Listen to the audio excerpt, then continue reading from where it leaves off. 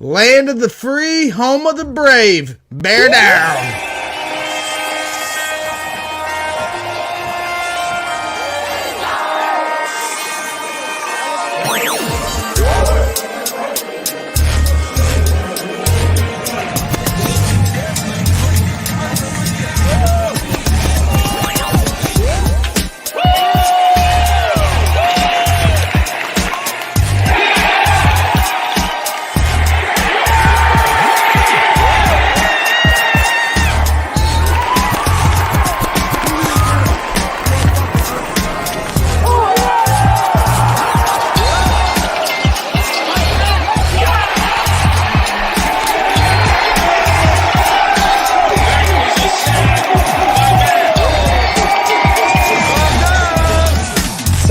The Bears, they started this new tradition last year where they celebrate their wins the correct way. Bottle and Sylvie, ESPN 1000, don't miss it.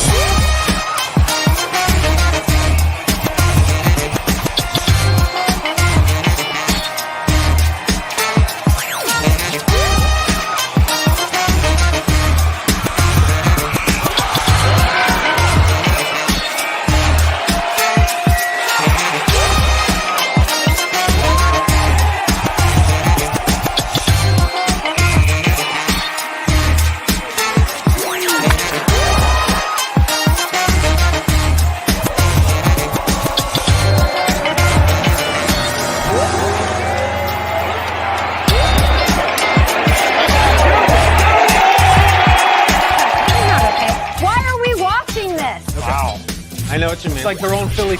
Okay. Okay, I think what it is. We shouldn't be showing this. Am I crazy?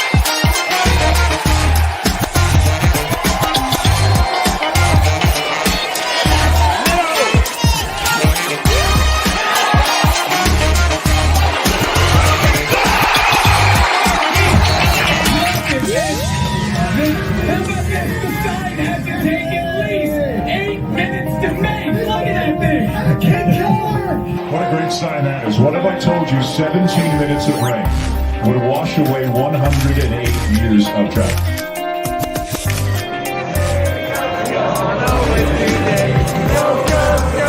Do you see this team growing into the team that you were in 2005? Good claps, everybody. There you go.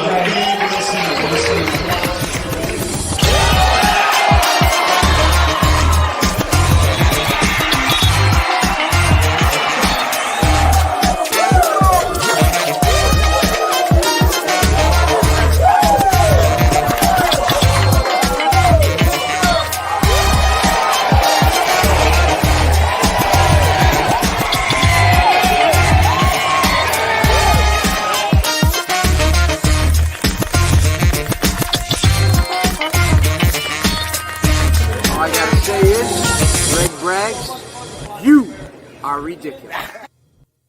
Started, I just wanted to, I know one of the things that we've been discussing all week is, you guys have talked about is the play calling. And I just wanted to let everybody know that, I made the decision to go ahead and pass up the play calling, and I'm going to give it to Bill Laser. So it's a decision that I made. We've been talking about as a staff. And I said to you guys the last couple of days, keeping it internal. And a lot of that was for really the idea for us to collaborate as to where we're at and how can we be better as a staff? How can we be better as a team? And as you all know, it's very, very important for me to make sure that I'm doing everything I possibly can to make the best decision for the Chicago Bears. And I think right now that's where we're at. It allows me to really look at all three phases from the head coaching position, and focus on that. I've been a part of this before this situation at other teams and really have focused on the positive that have come from it. So, I'm excited to let Bill take this over, and he has experience in this role. I think he's going to do a great job, and it's something that for us, it's going to be, something that we all just decided together, like, hey, let's go. And so it's a lot. I think it shows the belief too that I have and that we have in the coaching staff. So I just wanted to. So there it is, ladies and gentlemen. Another Friday night dump for the Chicago Bears this year, pulling the dramatics on all Bears fans. They call it the Friday night news dumps in politics, and obviously this was a big week in politics, but the Bears are no shortage of drama week to week, and we had the QB1 training camp decision Friday night news dump, and now we have the Matt Nagy gives up the play sheet Friday night news dump. Welcome, ladies and gentlemen, to Braggs in the Stands.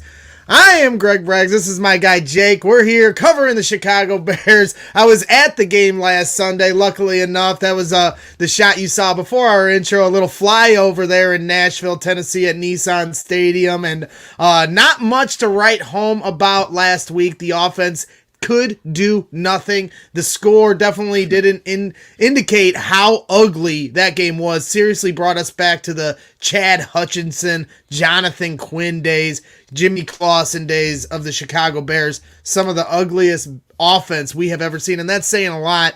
And so it came to that. It came all the way down to Matt Nagy finally giving up the play calling, Jake. So, what are your thoughts here now that we've had a few hours to kind of digest this?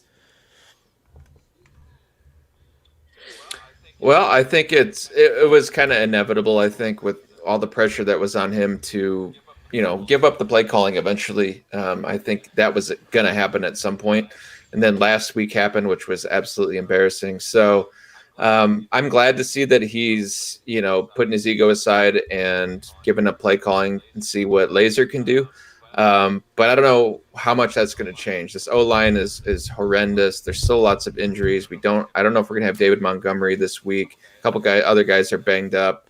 There's still a lot of bad timeouts happening, which is going to be Matt Nagy. There's a lot of false starts. There's a lot of penalties. This team is playing extremely undisciplined, and that is still with Laser being in the room, with DiFilippo being in the room, with Nagy being in the room, with Ragone being in the room. So I don't know how much is going to change. Maybe it helps Matt on the sideline a little bit, with his, timeouts or whatever it may be. But I'm interested to see, but I guess time will tell. Yeah, it's going to be interesting. No David Montgomery, it looks like this week. He hasn't practiced, so the chances of him playing on Sunday are looking slim.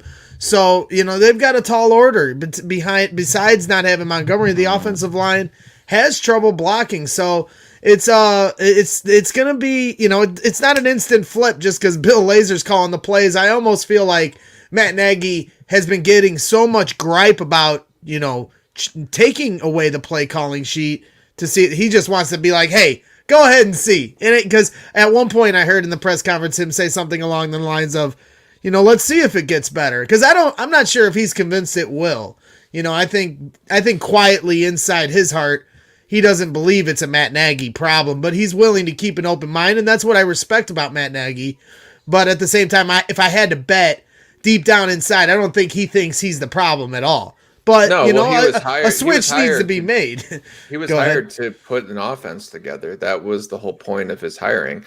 He wasn't hired just to be a good leader necessarily in that regard because he hadn't been a head coach before. So he was brought here primarily to bring a Chiefs-style offense to this team, to mold Mitch Trubisky, to get the most out of him and get this offense going, and he didn't do it. So I think in a way it is a failure on his part.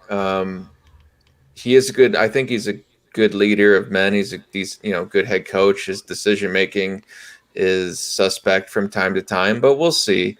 I think it'll yield some good results actually this week to have somebody else call and plays. I think even for the sake of maybe getting plays in quicker, that is not one of Matt Nagy's strong suits. So we'll see what Laser can do. Fire the Laser. what did you think of my take when I said, I hope it turns around. I hope this is what the offense needs to, get a spark, anything, because they just haven't had anything going, especially last week. It was pitiful. And I hope it does do the switch here. But if it does, and all of a sudden the offense looks great, isn't that an indictment on Matt Nagy? I see a lot of people today celebrating the move and showing his courage and wanting what's best for the team, and he's a leader, and I get all that. But as you said, he was brought in to be the offensive play caller, and I don't know if he has a reputation like Andy Reid does, where he gave up the play calling sheet while he was with the Chiefs. Andy Reid's been a play caller for decades. This guy is still trying to earn his stripes in this league to give them up, and then all of a sudden Bill Lazor gets this team rolling. Isn't that an indictment on Matt Nagy, or do you see that as, a badge of honor where that's going to keep him as head coach, theoretically, if it worked out? Well, I'm sure he's still in on the game planning. I'm sure he's still developing plays. I mean, he hired this staff. If all of a sudden the offense, for whatever reason, all of its faults starts to roll, I don't think it's an indictment on him. On the whole, maybe it is in terms of being a play caller, but I think it would show good character for him to be able to put that aside and have the offense start to be benefiting because of that. Because I know it's not easy to do, and Matt wants to be calling plays in his heart of hearts. He wants to be calling plays. He's got all his Denny's menus all over his room because I actually pulled that picture. That. What do you think Matt's gonna do with this room now, Matt or Jake? Because that's what I mean. I think he prides himself on as a play caller, as you can see in this room is a whole room filled with 2018 play sheets. So I mean, I don't know what he's gonna do. He definitely put his pride to the side, and I can give him credit for that. He was asked in the presser why Bill Lazor, and this was his answer to that, and not maybe John DeFilippo, and this was his answer to that. You have Flip on your staff too, who's called plays before. What pushed you in Bill's direction? So here's what I say. Right now, what it is it's for this week, and excited to see how well we do and move forward. I hate to say anything's permanent, but just try to really focus on this week with the Vikings and keep it at that, and then we'll have the bye.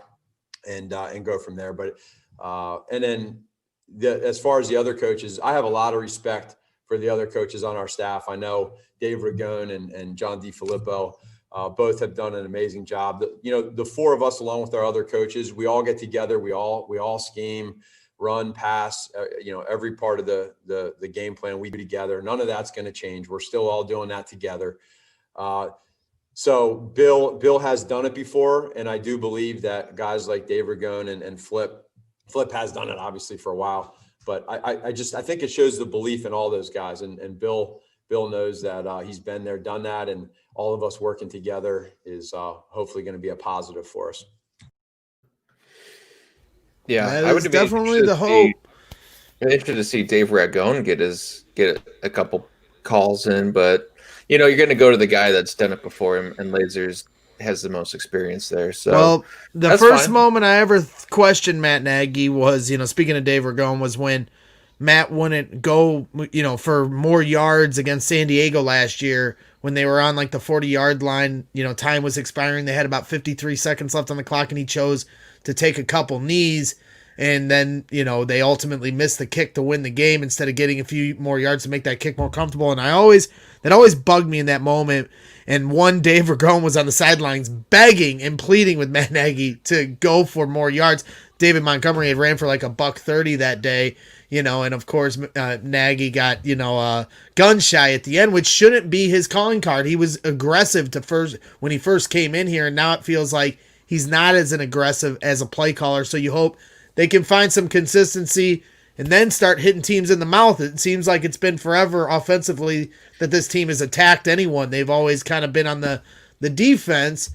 And one guy that doesn't need any defense, plays a lot of offense when we're out there tailgating at the Chicago Bears tailgating club. My guy, Matt Michalski. Here you see him drinking down at the Bears-Titans beatdown. And there he is, getting some help set up. How you doing tonight, Matt? Welcome to Brags in the Stands. How we doing? Feeling good. A little disappointed after the Sunday loss, but it was fun in Tennessee. Yeah. Well, before we get into our trip down to Nashville, we've had some big news drop tonight. A few hours ago, Matt Nagy announced that he will no longer be calling plays, and he's going to let Bill Lazor call the plays on Monday. How much do you think that's going to help this team? Do you think it'll help them at all? You know what? If there's something going wrong, you got to fix it. Nagy's not the total problem. Our offensive line sucks. It's bad. You're welcome to swear. They're bad. It sucks, man. It sucks. It really does. So, but if something's got to change, let someone else try to take over for a little bit. Why not? 100%. 100%. So, you mentioned we were down in Nashville for the game, and I pulled some pictures. Tell us about your time down there. Was that your first time down there to Nissan Stadium, or had you been there before? It was a beautiful day. Dude, definitely not. Last time I was down there about when the Peanut Punch came in and they scored that touchdown. I was actually for that game too. I think we won by 50-something to. Oh, they killed him. They killed him. Peanut Punch had four peanut punches. Brian Urlacher had a return touchdown. Devin Hester came inches from a return touchdown. They were up 35-0 by the end of the first quarter. One of the greatest Bears games of all time, honestly. Dude, the whole stadium, we took over. We were cheering Bear Down, Chicago Bears, sang the whole anthem song. It was an amazing time. So it was better than last Sunday, I'll tell you that. Yeah, it was a beautiful day last Sunday. But what did you think of you see in the stands, the socially distant seats? Matt, me and you are known for two guys that go to a lot of games, and I don't think I've ever seen anything quite like what I saw on Sunday, aside from the garbage we saw on the football field. What did you think of the procedures and just how it was all spaced out? Was it surreal? Do you miss, you obviously probably miss the energy of the old stadium, but, probably like me, grateful to actually be able to go to a game. What were your thoughts on that? The first time I stepped in the stadium, I went up to my old man, gave him a hug. I've been going to the games with him for years, Thank God for him. We've been doing this since I was 8 years old. So that was the first thing I did, to be honest. But walking in the stadium, man, having live football and seeing the field, first thing you got to do is run down the field and go take a picture by the 50-yard line, right? Right. It's the energy walking in. You feel it. You love it. You want to be there. Yeah, that's exactly what you guys did. And you see the picture of you. I don't know what you got in front of your camera there, but you see you're good, Matt, but you got your pops there in the middle. You mentioned, the whole Chicago Bears tailgating club. You got Chance there. And, how long has your pops been tailgating, for, not just the Chicago Bears tailgating club, but, just going back to your days and starting as a Bears fan? Shit, dude. Since my dad's been going, I remember him saying since 83. What he always says, 83. So he's been doing it for a long time. He started taking me along when I was 8. And you guys recently were inducted into the Tailgaters Hall of Fame. Is that correct? Yeah. It's a great inductee. I was shocked at the end of the year hearing about it. So, you see a couple people walking around with it. And when they asked me, but I can't, I just got to thank my old man for it. It's an opportunity. Have you guys been able to properly celebrate that, or with all the, restrictions we've had, are we going to hold off the ceremony till we can do it the right way? That's exactly it. We're actually going to wait to celebrate it and do the whole ceremony next year, probably at the tailgate, and do it the right way. That sounds good. I definitely am down for that. You see there, you and your daughter there on Fox News. Fox always comes out for the tailgates early in the morning, and you guys are always the first ones there. It's exciting stuff when we do it that way. 4:45. We're there by 4:45 in the morning. You've came with us a few times. You know how we That's roll. Right. That's right. Here, I'll share. I actually have a video just to make you tear up a little more. You mentioned you teared up when you got in the stadium, but I'll give you a little shot of our tailgate scene from last year to give the viewers a little taste of what it's like to tailgate with Matt and his dad, Ken, at the Chicago Bears tailgating club.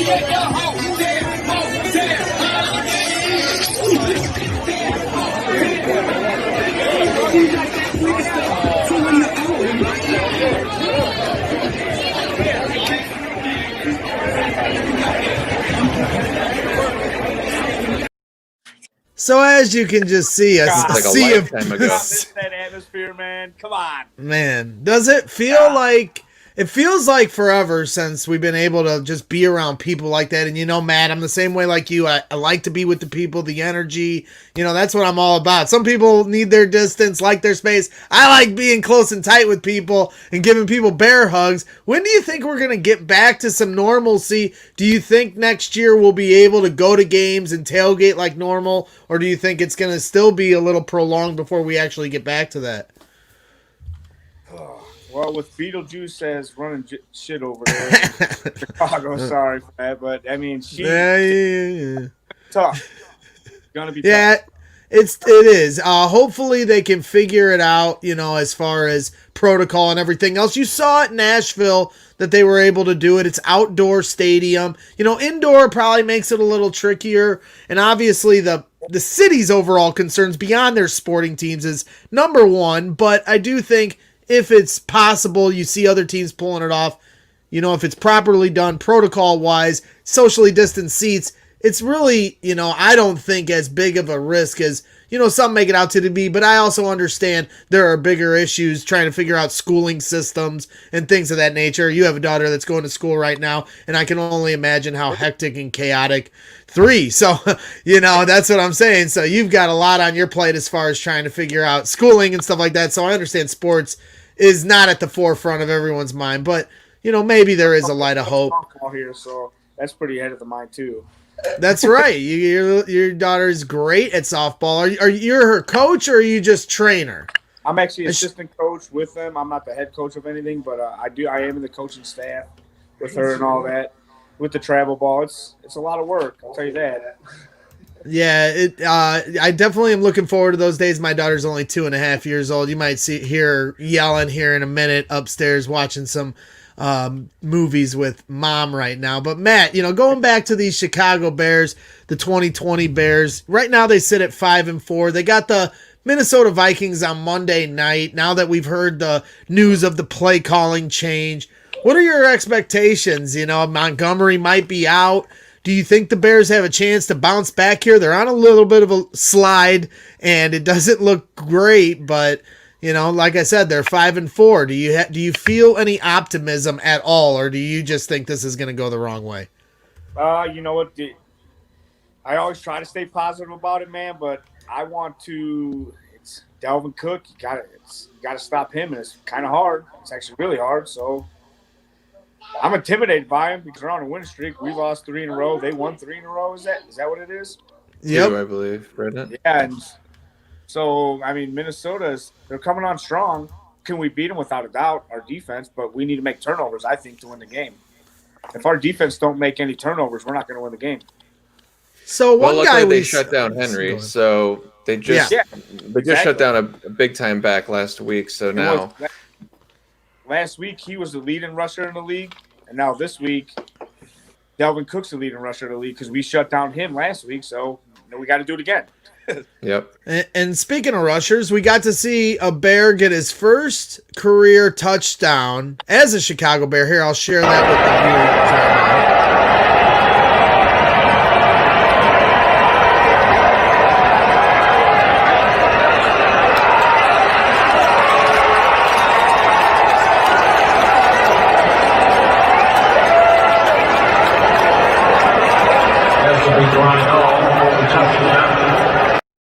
There is really Ryan. Excited. Ryan, well, it's tough. They're down 3 score, 5 minutes to go, so he doesn't want to show too much excitement, but it is his first time finding pay dirt in the National Football League, and you can see his teammates were excited for him too. It's not every time it's your first time in the end zone. I met one of the members in the bar over the weekend. He told me that he was playing. That was cool. Yeah. So now, do you think that we're going to see a lot of Ryan Nall this Sunday, or do you hope that they can pull Lamar Miller off the practice squad? Where the hell is Lamar Miller? Yes, exactly. Give me Lamar Miller. We need him. I mean, you can't have Cordell run anywhere. Where is he? I don't understand how he's not playing. The Chiefs pick up Le'Veon Bell. Exactly. He's playing right away. How is Lamar Miller just because he hasn't played since the beginning of the season? I don't know. It might be because of his knee. I'm not sure if his knee's there yet, but I Then mean, why would they? I don't know. Why would they pick him up then? It doesn't make much sense to me. Brandon suggests maybe, and Brandon suggests maybe Artavis Pierce time, but man, it would be really disappointing to not see Lamar Miller in this game if David Montgomery doesn't play. What is your so? Did you give a prediction, a final score prediction for the game on Monday? Man, I am gonna say 27-17 Bears. 27-17 Bears. That's going to be go ahead. Hey, we need 2 touchdowns by the defense, though. 2 touchdowns by the defense. What are your thoughts with Jalen Johnson so far and some of these these new guys, but especially Jalen Johnson? He's had my eye all season. He almost had a couple interceptions last week. He's been doing it all year, though. Right. He's with him.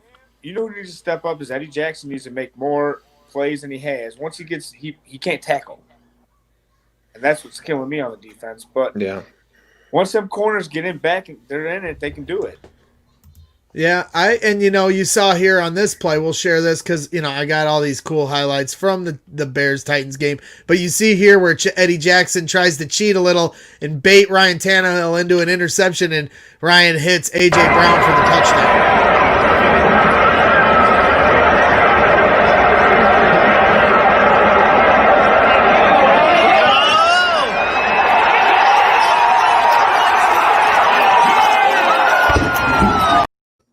So you see there, it was a hell of a throw.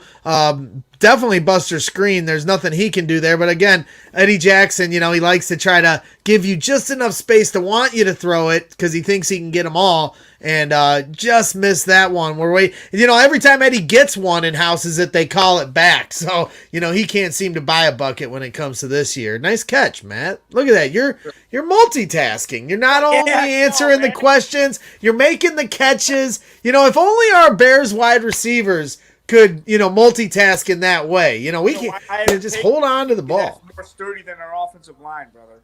Come on. Oh, man. Well, here, we'll share what Matt Nagy had to say about why he gave up the play calling, and I'll let you react to this real quick, Matt. If our team can be better because of this move, and I don't know that, but if we can, then darn it, that's what we need to do, and that's what I need to do, and that's my job as a head coach. And there's a lot of great head coaches out there in this league that don't call plays as well and have done it a long time that I have a lot of respect for. So that's just a part of this job that I signed up for, and I have to make these decisions. And it just really makes it a lot easier when you have people that you believe in. And at the same point in time, for me, I do feel like right now, this is the time.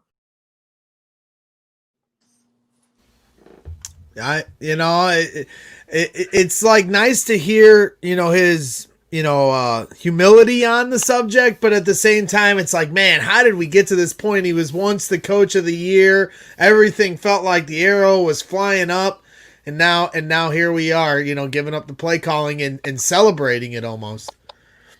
Well, exactly. I've been wanting him to do it because I don't believe in him right now. So I just don't have the confidence in him. He had that one good year. He had trick plays. Other people get videotape of that, man, and he falls off. So with switching something up when it's not working right now, I am totally for it. I really am right now. And he should have done it a long time ago. I was pretty proud that he actually went on camera and said it. I thought he would have done it and not even told anybody. Right. That's what he kind of was suggesting earlier in the week. But, he ended up giving the people what they wanted, the Friday night news dump. As some of us, yes, we do miss Lovie Smith. He was the greatest coach of my lifetime. No question about it, Duck Jones. Sure. And, Matt, again, appreciate you coming on tonight. Me and you are kindred spirits. We became friends through 2 different ways, Jake. It's actually really funny. This guy, I'd see him at sporting events all the time. We started working. I did bricklaying. He's doing whatever the hell he's doing, carpentry or whatever on this job site out in Cedar Lake 15 years ago. We see each other one time. And then from that point on, every time I went to Soldier Field, every time I went to Wrigley Field, I would see this guy. He'd just be like popped up. He'd be like, Braggs! And he'd have 2 beers in his hands. And it didn't matter where. So we just started tailgating together. And it's become a friendship that I wouldn't trade for anything, Matt. And I appreciate you always being such a great host when we come to the tailgates. It's always a lot of fun. And the way you guys do it up is inspiring. I always enjoy how you bring everybody together in that way. And I miss it dearly. You see the video earlier. How about us driving down 65 on the way to Tennessee, though, seeing each other? That's what I'm saying. We just meet, and I mean, I forgot to bring this up, Jay. Yes, I'm driving down to Nashville, and cool. All of a sudden, coming up next to me, laying on their horn, going crazy. I'm seeing these people hanging out the window, screaming at me, and it like took my eyes a second to adjust to understand who was yelling at me and why. And then I see all the Bears stuff, and then all of a sudden I see Matt in the driver's seat, and that's just what I mean. We always cross paths no matter where we are. And he was dialed up after the game on Sunday, and if my head wasn't spinning with all the different coverage we were doing, he was ready. He was ready, and he was going to give us some epic television, but unfortunately, I'll tell you what, the next time you're amped up like that for a post-game show, you will immediately be brought on, no questions asked. We'll have your header, your name ready, your nameplate ready, because I know you were ready to bring the heat on Sunday. You send me that text. You got it, my man. So, enjoy the rest of the Bears football season. Hopefully, the next time we check in with you, we'll be talking about the Bears in the playoffs. But we'll have to wait and see, one step at a time, brother. Hey, man, thanks for having me, man. Thanks for having me, for sure. I appreciate you, Matt. We'll catch up soon, my man. Bear down. Mm-hmm. My man, Matt Michalski from the Chicago Bears Tailgating Club. And a great friend of mine beyond that. But those guys are good people. You can go out to the corner of Wabash and Cermak and hang out with these guys. And they're the most, even though they look very scary in this picture, they are the most inviting, hosts. And just great people overall. There's Matt with his lovely young daughter. And, these guys, like I said, are just really, really good people. And, wouldn't trade them for the world. I miss hanging out with them pregame every Sunday. This has been fun doing Braggs in the Stands, giving everybody the coverage. But I like to be at the games, and I was able to be there. Last Sunday, and it was even though the Bears played so pitiful, it was a great thrill, so to speak, just to be able to go and see that and experience that lifestyle again. It's been too long, 226 days or something like that. So. That being said, we have to do our special commercial little thing that we always do here on Braggs in the Stands, and I always do it so good, don't I, Jake? You do. You're great at it. I do. I appreciate you agreeing with that, but you kind of have to. So, here we go. You ready for this? Because I'm going to nail it this time. I know Johnny B's ready for this, too. All right. Well, good. Here it goes. That Matt Michalski of the Chicago Bears Tailgating Club interview was brought to you by Fanbags Cornhole, Chicago's official supplier of professional cornhole boards and bags. Choose from any of their officially licensed designs or have my boy Brian design a custom set using anything from a selfie to your company's logo. Visit www.fanbagcornhole.com and use the promo code BRAGS to get 10% off your entire order. That's www.fanbagscornhole.com and use the promo code BRAGS for 10% off. Step up your game with Fanbags Cornhole. How about it? You like it? You like it? That was good. I nailed that one. I really thought I did that. You're not turning off the picture, so I have to do I'm sorry. I didn't know. I was reading things because we got Brandon. He wants the link for the hoodies. So we're gonna do that because that's what we do. We give the people what they want. And if you want the link to the hoodie. Yeah. Oh, I hit it. I'm sorry, Jake. And there's your link to the hoodies, Brandon. You can get all of our cool shirts that are flying off the shelves, such as this Rolls Royce Everybody shirt. wants that Rolls Royce shirt. Everybody's been grabbing the Rolls Royce. So, Brandon, you better get this one before they're sold out, because I'm warning you, after Monday, when this new Bill Lazor offense is displayed Everybody's going to be getting that. That's the only. And of course, this cash. shirt is, yeah, this one's holding its water. This shirt works. No matter how bad the offense is, Darnell Mooney is standing out. You know, talent always stands out, and he certainly has a lot of it. Laser get the ball in his hands more. I mean, get him on some screens, let him run, because this is honestly, he's your most dynamic weapon right now is Cash Mooney, I think. So get him the ball, please. Yes, get him the ball as much as we can. And we appreciate you, Brandon. And yes, you can get them off our Teespring website. I'll be happy to share the .com to you after the show. So without further ado, we are bringing on our guy, Johnny B. And moving in to our next segment of the show, our loyal fans, our avid fans, our rabid fans are always waiting for Johnny B for 3. So we can't keep them waiting any longer, because our guy is always waiting to step up in the pocket. You see him in the background. He's always like geared up, ready to go, even if my internet's screwing up everything. And here he is, Johnny B, back and better than ever. What's happening, brother? Johnny. Be ready so you don't have to get ready. That's my motto. Be ready so you don't have to get ready. I'm great, I like man. it. The winner's mentality. I like it. I like it. Yeah. What are your thoughts? Because we got your thoughts last week a little bit on Matt Nagy, as what the hell is going on with him as the Chicago Bears head coach. And your insight as a Chiefs fan is definitely worthwhile, knowing that you've seen him kind of come up in the coaching ranks. Now that he has announced that he's given up the play calling duties, what are your thoughts on that?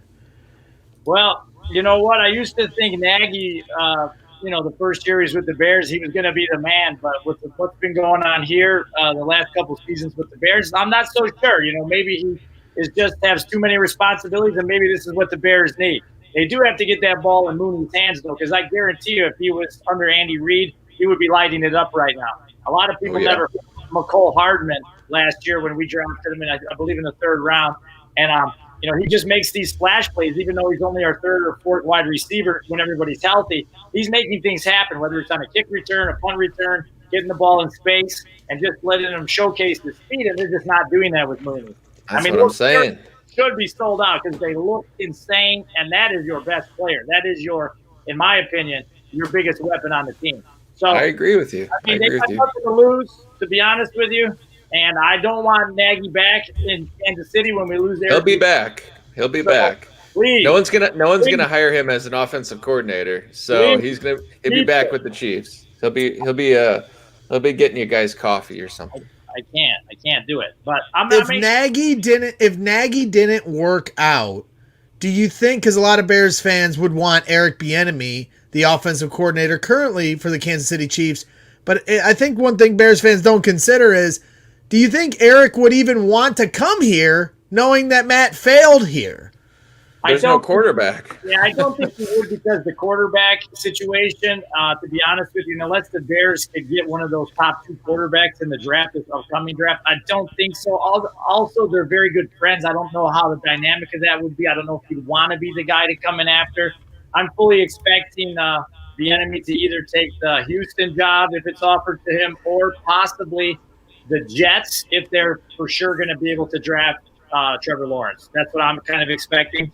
My 3rd choice for him would probably be Atlanta, but, they got a lot of questions there too, with guys getting older and whatnot. So my first 2 choices for Bieniemy are either going to be in Houston with Deshaun Watson, or possibly the Jets if they can get Trevor Lawrence. Yeah, I think I think Chicago would be the last place on his list he would come to. Just like you said, if you're close with Matt Nagy like that, you're not going to come in and take his job. You're not going to do that. Our guy Justin in the chat, a popular topic amongst Bears Twitter and, a lot of college football enthusiasts is this Zach Wilson from BYU. What are your guys' thoughts on that? I'll let you go first, Jake. I don't know. I don't watch college. You haven't watched much? Have you been able to watch it all? I've heard he's been doing well. I've seen a few things, but I don't know enough to really. I'm the same way with you. College, it's hard for me to follow. Saturday's kind of my day to be with the family. Sunday, everyone leaves me alone, but that's the deal. Then Saturday, I do stuff with the family. So I'm kind of in the same boat with you. I haven't really been able to sit down and watch. this Zach Wilson. But Johnny, I know you're a big sports guy and a gambler. What are your thoughts on him? Yeah, I've gotten into college football a little bit more the last couple of years since they did the tournament to actually have a national champion. I got a couple boys that specialize out in Vegas college football betting that I talk to all the time, so I've been betting it quite a bit.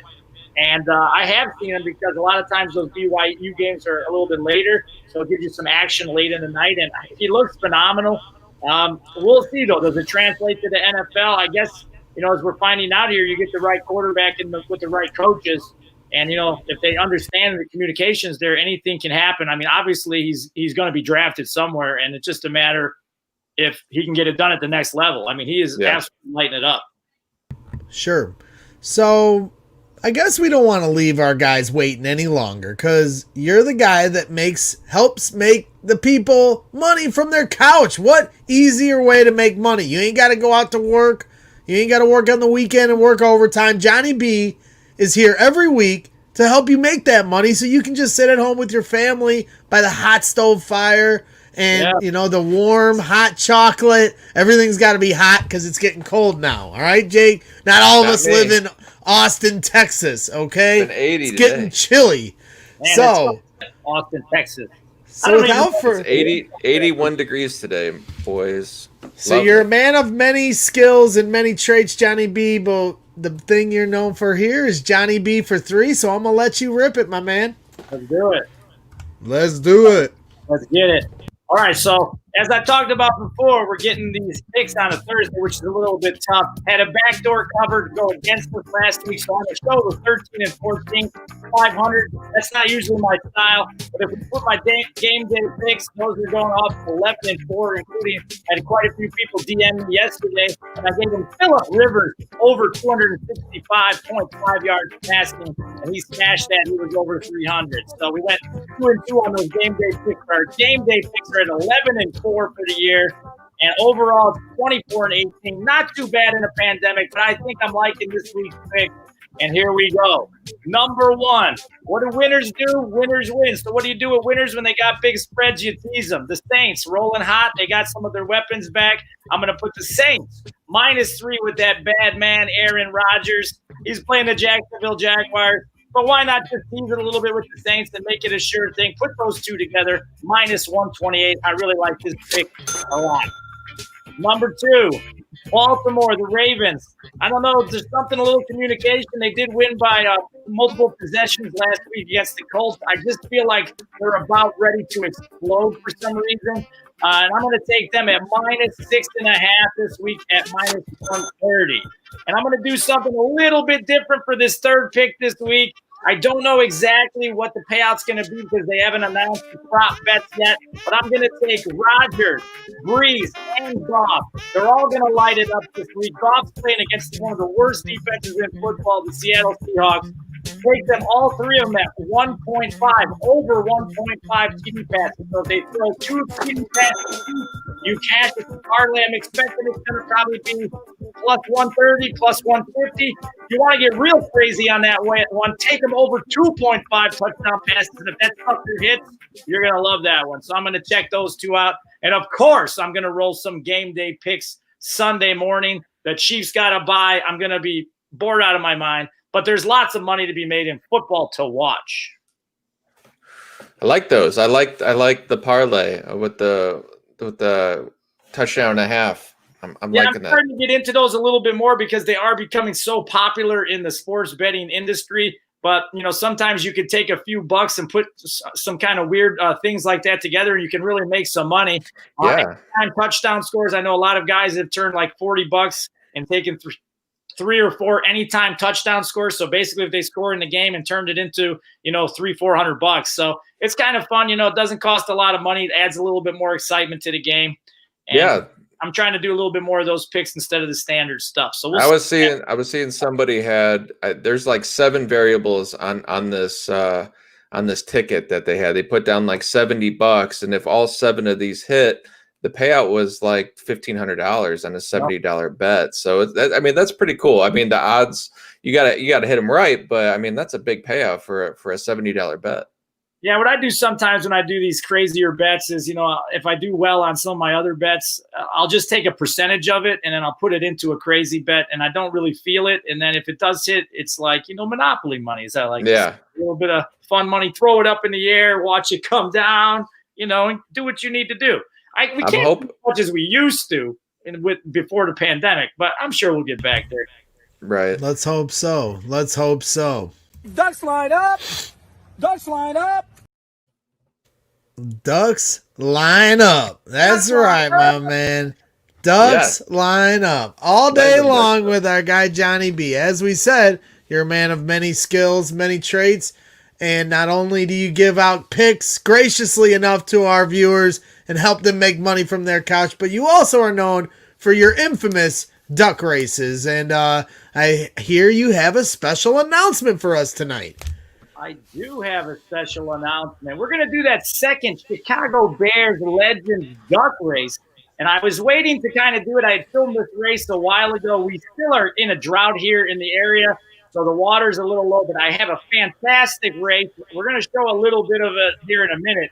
But this is going to be the prize. And I was kind of waiting to secure this prize or a prize before I announced it. And this is it right here. Oh, yeah. You don't know what this is all about. That's Dan Hampton, Danimal from the Super Bowl 85 Chicago Bears. And this has got a Hall of Fame inscription of 2002. Got Stitch jersey. Certificate of authenticity is somewhere. I'm not sure where. There it is. That's a beautiful thing. I even got the cleaned up picture where you had it nice and folded out. And there it is, Johnny B giving out some amazing giveaways to start this. The first race he had the cool, pictures from Chris Clancy, and now we have the signed jersey. Is this also from Chris as well, or is this from a different? This is from one of my other partners.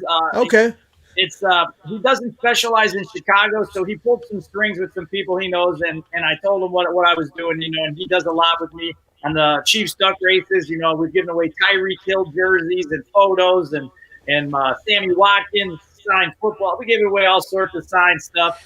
So he had some connections, and he was able to help me and dig this up, and we were able to get it at a very good rate. So.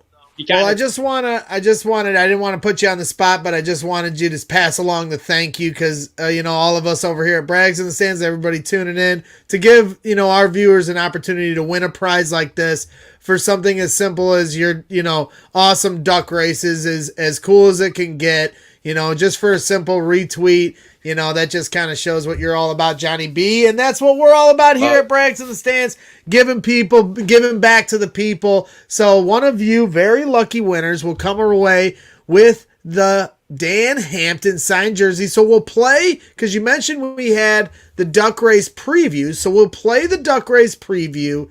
And then, Johnny B, I'll let you explain exactly how the viewers can win in case they don't understand the process from the first week. So here is the preview to the second official Brags in the Stands duck race, Chicago Bears duck race, whatever you want to call it. We'll figure it out. Jake will come up with the name. What's up to Greg and Jake? Just want to say what's up as we're doing our Bears edition of duck races. Sweetness got it done last time we raced in the first race in Bear Down duck race history. And you know what? I met Sweetness one time, and the only thing I could say is I wish he really would have got that touchdown in the Super Bowl. Refrigerator Perry? Nah, give it to Sweetness over the top. One of the nicest guys I ever met. Let's take a look at the ducks. You got the coach. You got McMahon, Punky QB, Hester, Gale Sayers, Butkus, Erlacher, and of course, Greg's boy Tommy Waddle. Ducks line up. And of course, as you probably know by now, if you don't, it's the first duck under the flag here at the second ever Bear Down, and they're off. And it's the Punky QB in the lead, and now it's 54. Bald is beautiful as he goes down the creaky, streaky area, and he looks behind him, and he's got a little lead. It's Ulracher with the lead, and Sweetness trying to go back-to-back. And here comes Butkus. But Big Brian's got the lead, and he's got... All right. Riveting. There's the preview. Now, did you call him... Correct me if I'm wrong, but did you call him Brian Urlacher? As in like an or? Dude, he's spitballing. Give him a break. No, but I didn't know if it was intentional because an or is a water reference. I didn't know. I see. Slick. Sometimes when my brain starts firing, you just come out what comes out. And most of the time it's good. Sometimes it's not quite there, and you just keep rolling. I liked Brian Urlacher. It's just the accent. That's all. I liked Brian Urlacher. It's got a little water reference, row. Ball is beautiful. I don't like him with hair. I don't. I think he looks weird. And that's just my opinion. But I think that so there it is. There's the preview, and we're excited to see the conclusion of the second ever Brags in the Stands Chicago Bears Duck Race. So what I'm going to do for the third race is, obviously this one's already filmed, but the third race, I'm going to put a 99 duck in there. So I'm going to throw Danimal in there for the third race. I think okay. Dude, since we were kind enough to get this jersey, so I'm going to do that for just the show and for him because I think it's cool. He was one of the guys I had on my original list anyway to possibly put in, so that's kind of cool. And, so what we're going to do is we're going to do the full race next week. So we'll do it in 2 parts, back to back, like we did last time, cut it up. And anybody that's in the chat that DMs me, on Twitter is going to get extra chances in the drawing. I'll post the race following on Saturday morning, and then it'll go out to the world, and then everybody can enter. All you got to do is follow me, follow Brags in the Stands, and retweet the race, and you'll have a week to enter, and then we draw the name. It's one prize, which kind of is a little bit more pressure because we had 2 last time, but it is what it is. Sometimes it's winner take all, baby. Let's go. Woo! Let's go. I like it. So there you go. As Johnny said, DM them now, and if you're watching the show live, you'll have a little extra advantage at winning the sweet giveaway of a Dan Hampton signed jersey. Couldn't be a cooler giveaway to give to our loyal Chicago Bears fans here at Brags in the Stands. And I'm sure you'll be getting a DM very soon from our guy Brandon, our loyal listener, and we appreciate all the loyal listeners in the chat listening in. Him a little bit earlier today, so I'm sure he'll DM me. But yeah, absolutely, and he sends along his thank you, and we all thank you here at Brags and Stands. Johnny, you're such a great addition and a great contributor to the cause of what we're trying to get accomplished, and that's making people happy while we get through this pandemic and get back to the stands and get back to a life of normalcy. What's happening, Jamie? We're here at Brags in the Stands, and we're getting ready to break down this week's pick'ems and see how much closer I'm inching towards our one King Jake. Got to call him King Jake for the crown lieth heavy. The crown has moved. Uh-oh, the crown has moved. Breaking news. Jake takes the crown. Wow. That's what I get for taking the Bears. I told you. They failed me. Well, look, you're doing it again, but we'll get to that. We'll get to that. We shall get to start out that. here. Johnny had a really good week last week. I think he only missed on three games last week. So he had a nice call last week, and as a result, he pulls ahead. So I did take some of those games and did some 14 parlays with some of those games, just money line, just money line. And I actually hit a couple of those. Nice. So that's kind of cool. Good week to have a good on the money line. Absolutely. So let's jump in here. So last night we all decided to take the Titans, which wasn't very good decision. Dang it! I could have grabbed a game. We're 0 on that one. But going forward here, we got Houston Texans at Browns. Greg and I are taking the Browns. We get Nick Chubb finally back on my team. He's been gone for a very long time, so I'm happy for his return. And Johnny is taking the Texans in that one.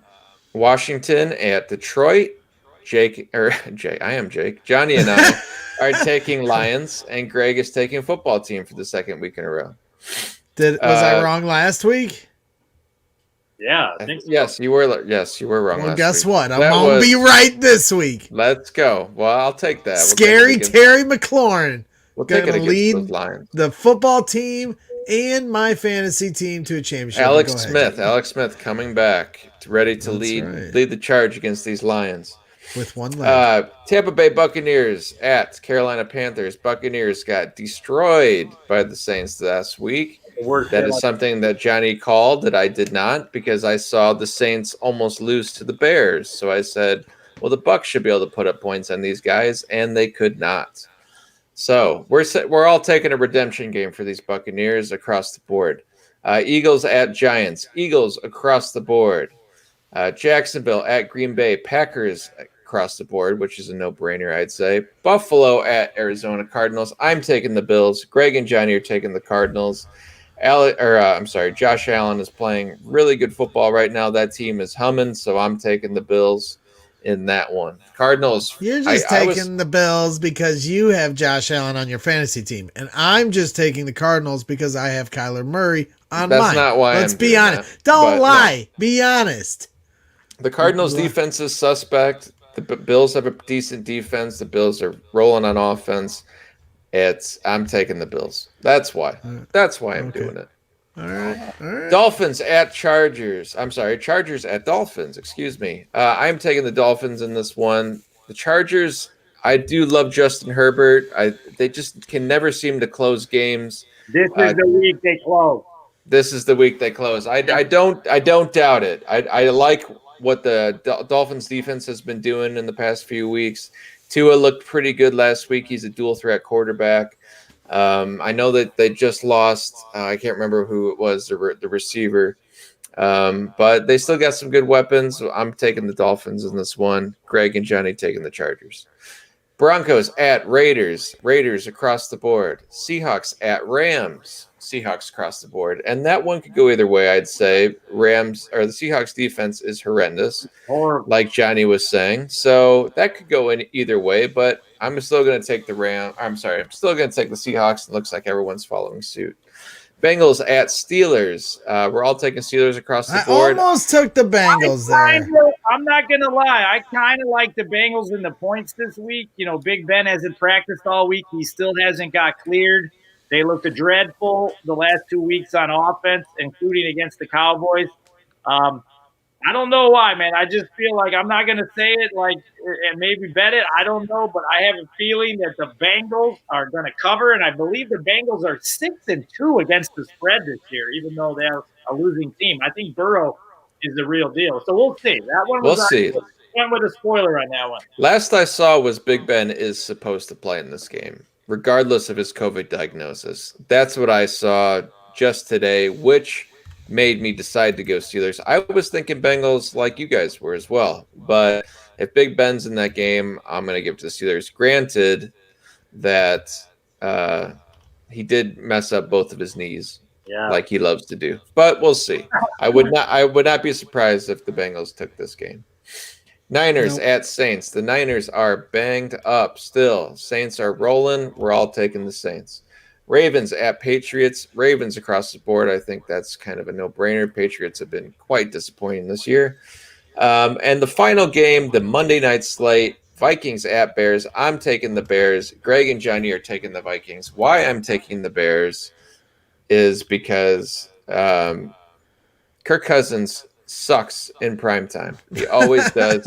He's never beaten the Bears. Is he like 0-8 or 0-9 or something in primetime? He's awful in primetime. The Bears always give him fits. I think it's getting to the point where it's a mental thing.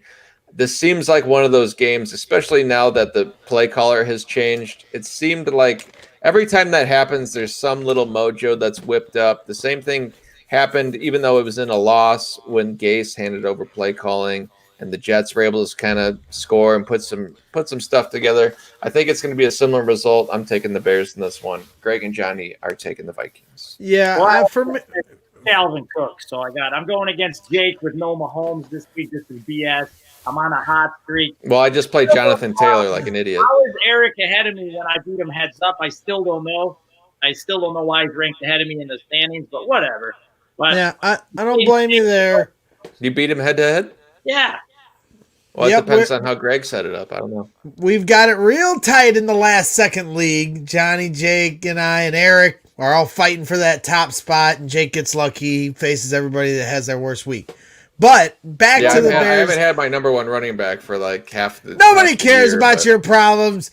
Anyway, back to the Bears Vikings game. For me, after what I saw on Sunday, yes, the Bill Lazor news as far as taking over play calling does change things a bit, but and yes, Kirk Cousins is terrible on primetime Monday night stage. Yes, Matt Nagy has never lost to the Vikings, but I also think some of those things play against the Bears. It's a law of averages. They haven't been able to beat a Matt Nagy-led team, as far as if you're the Minnesota Vikings here. They're playing much better football than we are right now. They're running the ball with authority. We can't seem to, they did bottle up Derrick Henry last week, so I don't want to go too far, but they have had games where they've gotten gashed on the run. But as Jake has pointed out on some of the previous post-game shows, they have done a much better job here in the last 5-6 weeks, but still makes me nervous. No David Montgomery is another factor. If they don't have him in there, that's just more Cordero Patterson, You don't know if it's going to be more Cordero Patterson. If Lazer's smart enough to say, hey, the run's not working, I'm going to stop acting like I have to establish the run for some apparent reason. If it just isn't there and does something different, that could be the recipe right there. So yeah, I hope you're right. Cook's a lot different type of back than Henry, too. That's going to be definitely a little bit more of a challenge because he can't flash you in the passing game a little bit more as well.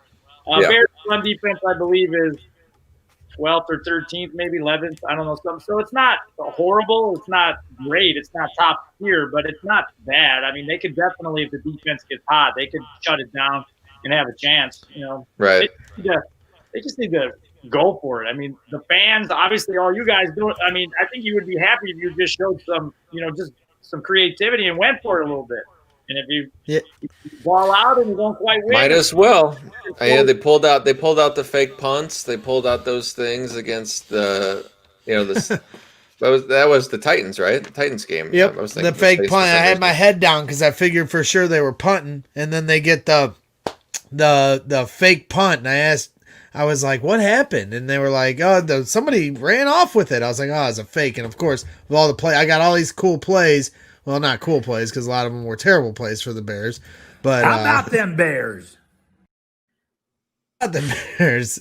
That's what I was thinking all day long, watching this terrible football team. So hopefully they give a much better showing on Monday night, but I'm not confident about it. So no. I got to enter my pick into the midway minute as I do every week for Kevin Kadick, and I'm going to be having so what the Bears are you going to call? Lose. Since you're a fake Bears fan, what are you going to call for the score? Since I'm a fake Bears fan, because I won't pick them to win. Because you won't pick them. Earlier in the year, you said you might pick them every week, and now you're not picking them at all. Yeah, I'm off it now. I just am completely off it. I was gonna put Vikings 24, Bears 13. I think I've picked that score every week for the last 3 weeks because that's who the Bears are. And I think I was going to put my caption is, "This is the end, my only friend, the end." Because honestly, this is how I feel about This is how I feel about them. I feel negativity. He's always I feel terrible. I've never felt so terrible about last week it was 5-3. 5-4 is not impressive. So I know it's not, but they're normally if we were 5-4, in yesteryears of being a Bears fan, we've seen this before, a gritty, crappy team that lucks their way into wins. But they just aren't even that. They are not even close to being good enough offensively to luck their way into wins anymore. They just have no chance. Every week they have no chance. And I don't even like getting over, last week going to the game, I didn't even get excited about it because I knew they were going to get their ass whooped. And what happened? They got their ass whooped. So I'm at the point now where I'm apoplectic. I don't know what the word is. I am not there anymore with the Bears. At the beginning of the year, I thought no one could score on them was my first motto, but now I'm the other way. I don't think that they can do enough each week offensively to win a game. I don't fault you, but I'm telling you what. It's a crappy feeling, I'll tell you that. We had the number one draft pick, the Chiefs, in the worst draft maybe in human history. And I believe that was 2012, 13. I don't know. I can't remember. What happened? We took a guy that's actually been pretty good, and we were undefeated. Eric Fisher? With him last year. We were undefeated when he played. He missed a couple games. And, because he was taken number one overall, a lot of people say he was a bust, but he has been solid for us. You know what? With getting him on the offensive line and then bringing in Coach Reed, it can change quickly. As soon as Andy Reid came in, we started winning. And we had a winning season and made the playoffs, I believe, either every year or every year but one. But we had a winning record. We might not have made the playoffs one time, but it can turn around quick. I mean, well, look, Nagy made this decision because he's doing it to try and keep his job. Right. Because he knows it's not working, and he knows it The didn't ship work is last sinking. year. Yeah, and the ship is sinking. So he's now doing we're it to just save his rearranging job. He even chairs said it on the today. Titanic. Yeah, he said it today. He said one of his best. I'm paraphrasing, but he said one of his best traits as a coach is his leadership. So he's already telling you his best trait is being a leader of men as opposed to running an offense. So he's trying to save his skin. Yeah, but look at somebody like, take the good coaches like Bill Belichick, Andy Reid. Those are not cool coaches. The players don't look at those as cool guys. Yeah, they respect them, and the coaches give the players the respect, but they're not trying to be cool, like fit in like that with the players. There's one thing to try to be like a player's coach, and there's another thing to coach and lead men. And I just don't think Nagy's there. It's just in that way. It seems like he's just not quite at the level of some of these other guys that connect with players. Well, I think he's a good players coach, but he's not the iron fist. He hasn't learned the other half of the coaching part of it. He knows how to be coaches or the players like him, but I don't know if they respect him when you see Javon Wims, having a boxing match in the middle of the game. Yeah, like you see these other guys that play for these Andy Reids and these Belichicks and Mike Tomlin even. And you can tell they don't want to disappoint the coach. You know what I mean? Right. Like, they won't do stupid stuff like that because they know, even though the coach is a player's coach, that they respect the coach enough not to put the team in jeopardy. And it just doesn't seem like Nagy has that connection to me. He tries. I mean, he does his club dubs and he does all that stuff. And I think he can connect to a degree. But once things start going bad, you're not going to be able to keep that favor with these players, especially this undying just support of guys, even as they're just falling apart. Like Rashad Coward should not even be on this team. I swear to God, they're just doing it because they converted him from D-line and they're trying to make it work. But you have to let it go at some point. Same thing with Parkey, because he was bad all year in 2018. He ended up losing that game because of him, and they would not bring in another kicker. They said, I believe in him. I believe in him. I believe in him. And he ended your season that year when you could have won the Super Bowl by chance. So I think a lot of that wears thin on players too, as much as you like, him being cool and understanding and blah, blah, blah. I think it's your bad decisions also weigh on whether people respect you or not. So I think it's starting to happen like that too for him. Yeah, I'm very angry for two reasons. One, because I don't have the clip of the code. Every time we mention Cody Parkey, I want to be able to pull up the clip of your reaction, and it's not in there. And my other reason, I killed it because we need this stream to work. So I'm trying to get rid of stuff. And then the other reason was because Chubb's 82, our guy Chubbs. He's been hiding from us lately, but here he is. Finally shows up. We've missed you, Chubbs. And, we need you in this chat because you always give us great insight. And, yeah, so it'll be interesting to see what happens Monday. I'm up for all, switches because at the end of the day, we're trying to find clarity on this football team. And if it's not going to work out with Mitch or it's not going to work out with Matt Nagy, at least if you bench Mitch and you take away Matt Nagy's play calling, you start to kind of chop away at the what, the why, and we can start to find out exactly what it is that is the problem, because that has been my biggest problem when I watch this team. I can't decide if it's the quarterback or if it's the offensive line or if it's the coaches or the play calling or any of it. Or if it's all of it combined. And now that Mitch is out, you then have Foles come in. Then you see Foles has the same problems Mitch has. Okay, check. Now you take Matt Nagy's play calling away. And now if, let's say it goes well, to me that's an indictment on Matt Nagy. But if it goes badly, which is what I'm expecting, and they don't play well on Monday, then we can say, then it's officially the offensive line and personnel. Check. That's how I see it personally. I know it's not that simple. You sound like you're trying to solve it when it could be Well, everything. I think that's what all Bears fans are trying to do every every game, after every game, every moment on Bears Twitter. I mean, we're all trying to figure out the what, the why. My biggest fear. The why could be that they've absolutely set themselves up for failure this year, and no matter what happens, if they start to win again, it's a detriment on Ryan Pace and what he did, and he needs to go, period. In my mind, he should be fired regardless if they make the playoffs or not, because he absolutely blew it this offseason. And maybe that's, maybe that's on Matt too, because they make these decisions. This O-line was completely neglected. They brought in Nick Foles. They decided to do that. He hasn't been drafting quarterbacks every year, like he said. He drafted Mitch Trubisky and traded up for him. He gave Robert Quinn a 5-year deal when he's in his 30s, and he's looked very mediocre. So I would pull the plug immediately, even if this works. I mean, how about like a strategy like this? Like, that probably Mitch, you didn't pick up the option. How about you use your draft picks early on the O-line, especially for both the sides of the trenches? Some guys are getting older, but especially the O-line.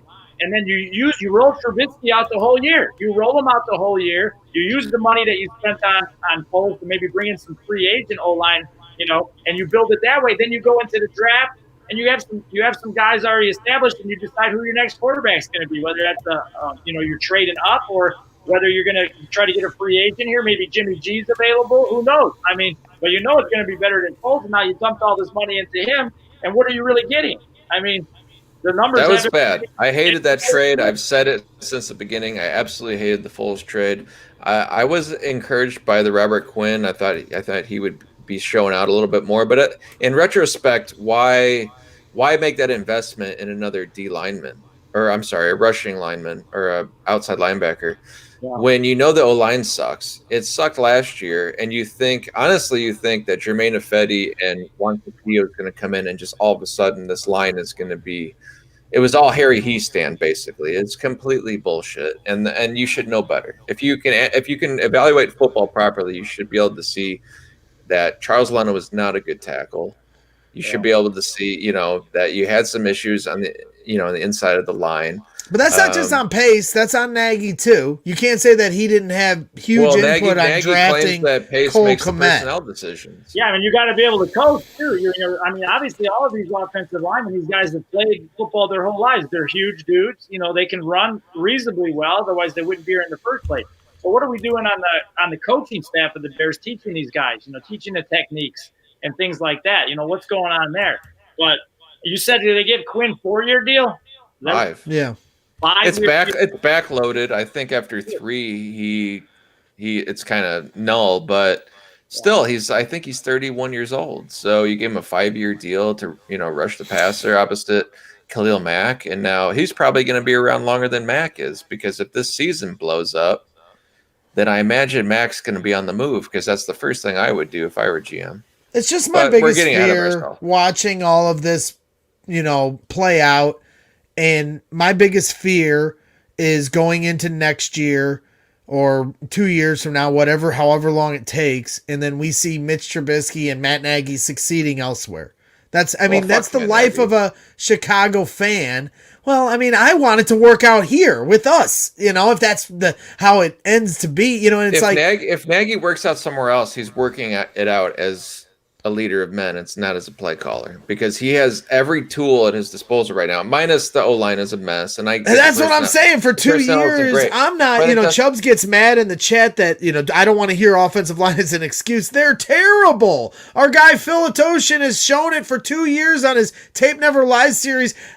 They're terrible since Kyle Long, the decision to start Kyle Long and then switch James Daniels and Cody Whitehair from center to guard at the start of last year. Ever since that decision, the offensive line has been a disaster. Whitehair should be a guard. He should not be center. Right, and then they finally get him in his right spot this year, and then 3 games in, he gets hurt, and he was the only one playing. James Daniels was playing guard. I was saying James should be center, but I know he was playing better this year. So it's like, they can't get it right there, so that means they can't run the ball, so that means they're one-dimensional, and that means the quarterback and the head coach have their hand tied behind their back. I'm not making an excuse. It's just, and like I said, I'm not giving him an excuse, because they could have upgraded the position in the offseason, and they didn't. That's a bigger indictment than trying to coach them up in the regular season when they clearly just can't do it. Like you said, Rashad Coward can't do it. You still know that the O-line is an absolute mess. You've known that. We've known that for a few games now, ever since. Well, we've basically known that since about week 3. That it's not in a good place. And then James Daniel gets hurt and all that. The rest is history. Everyone has COVID. Everyone else is getting hurt. It's a mess.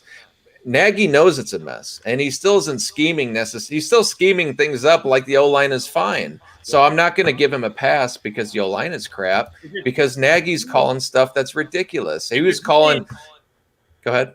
If it's me, I'm coming out the new offensive quarter this week, and I'm getting those guys the ball quick. You know, like I'm going quick slants with Mooney. I'm going quick slants with Robinson.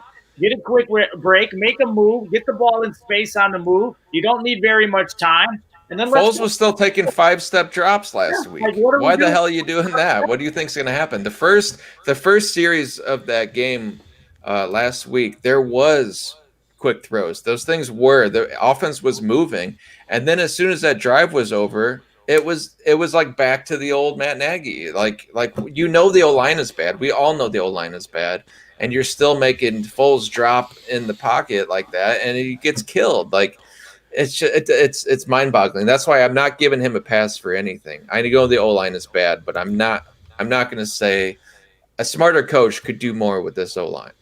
Yeah, I know there's a flow to the game, but it's so funny, where you see these scripted plays often come out and be pretty good. They script whatever the first couple drives, and then all of a sudden, it's like, what, do we forget how to call a play? And like, you get deeper in the game, and obviously it's situational, but why can't we get some play calls as the game goes on? You just got to get those guys the ball in space. You got to get the ball out of the hand quick and let them do their thing. If they don't have a chance, you can't take that big drop and hope that they get open and hope that he has time to throw it. It's just too many variables. I think that's going to be the difference with Laser. Yeah. I think he's going to realize that, and I think if that's something that you see is going to be different, it's going to be getting the ball out quick and not necessarily just thinking you have to stick with the run if it isn't there. And more than likely it's not going to be there, because your O-line is mostly guys that in any other season would probably be working at Shakey's. You know what I mean? Because they're not NFL quality starters. So it's just the way it is. That's Shakey's reference. That's ball. Oh, that was shady. The Shakey's reference. But yeah, we're getting the chat fired up. It's a hard riddle to solve with this team. It really is. They almost had me convinced it was the quarterback, as we went into the offseason. You could argue about it so much. And, I'm no football expert, but all I know is what I saw last year. And I always go back to the moment last year when they were struggling, and I don't know what game it was in the middle of the season, but they get down to the 1-yard line, and I turn to the guy to the right of me and I say, if they don't run it 4 times here, they're the Matt Nagy's the dumbest play caller on the planet. He ran it on first down. They lost like 8 yards. I just started laughing. I go, what are they supposed to do here? And, there's so many problems, but I always think about those moments, and it's just, I get, I wanted, we see in this, in the chat, people, talking about, Mitch sticking around. I don't know if he's going to find another opportunity out there. It's going to be interesting Monday night to see if Bill Lazor can unlock what Nick Foles is trying to do. But I'm just saying, if they continue to not even get into the red zone, not even get into field goal position, at some point, it won't happen this Monday night, so I'm not even going to go there. But at some point after the bye, it does have to get considered. But we're getting ahead of ourselves, and I do want to see how they look Monday night. Shoulders okay, now, yeah.